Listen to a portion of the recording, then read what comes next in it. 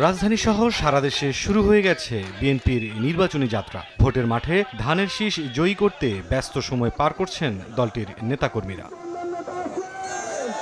নির্বাচনী মাঠ আরও চাঙা করতে বিএনপি থেকে এলো নতুন ঘোষণা। বৃহস্পতিবার দুপুরে নয়াপল্টনের কেন্দ্রীয় কার্যালয়ে সংবাদ সম্মেলনে দলের সিনিয়র যুগ্ম মহাসচিব রুহুল কবির রিজভী জানান, ডিসেম্বরের দ্বিতীয় সপ্তাহে দেশ গড়ার পরিকল্পনা কর্মসূচি পালন করা হবে, যার প্রত্যেকটিতেই ভার্চুয়ালি অংশ নেবেন বিএনপির ভারপ্রাপ্ত চেয়ারম্যান। বাংলাদেশ জাতীয়তাবাদী দল বিএনপির দেশ গড়ার পরিকল্পনা শীর্ষক একটা কর্মসূচি গ্রহণ করা হয়েছে। সেই কর্মসূচি শুরু হবে আগামী 7ই ডিসেম্বর থেকে 13ই ডিসেম্বর পর্যন্ত। এই 6 দিন এই কর্মসূচিটি অব্যাহতভাবে চলবে। এই 6 দিনের প্রতিটি কর্মসূচিতে প্রধান অতিথি হিসাবে ভার্চুয়ালি উপস্থিত থাকবেন বিএনপির ভারপ্রাপ্ত চেয়ারম্যান জনাব তারেক রহমান। বাছাইকৃত লাল সরিষার দানা থেকে অত্যাধুনিক কোল্ড প্রেস মেশিনে তৈরি হয় প্রাণ সরিষার তেল, আসল ঝাঁঝে আসল স্বাদে।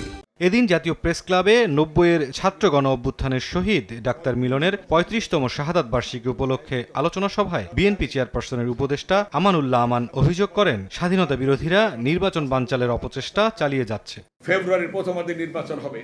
এই নির্বাচন বানচাল করার জন্য স্বাধীনতা বিরোধীরা অনেক অপচেষ্টা চালিয়েছে, এখনো চালাচ্ছে, কিন্তু কোনো বাধাই ঠেকিয়ে রাখতে পারবে না। নির্বাচন ইনশাল্লাহ ফেব্রুয়ারির প্রথমার্ধেই হবে। দলের স্থায়ী কমিটির সদস্য নজরুল ইসলাম খান বলেন, নিজ স্বার্থে 24-এর বিজয়কে কুক্ষিগত করার চেষ্টা করছে কেউ কেউ। আগামী নির্বাচনটা আমাদের সেই আন্দোলনেরই একটা অংশ। নিজেদের স্বার্থে অনেকেই বিজয়কে কুক্ষিগত করার চেষ্টা করে। আন্দোলনে অর্জিত বিজয়কে বিভিন্ন দিকে প্রবাহিত করার নানা অপচেষ্টা চলবে।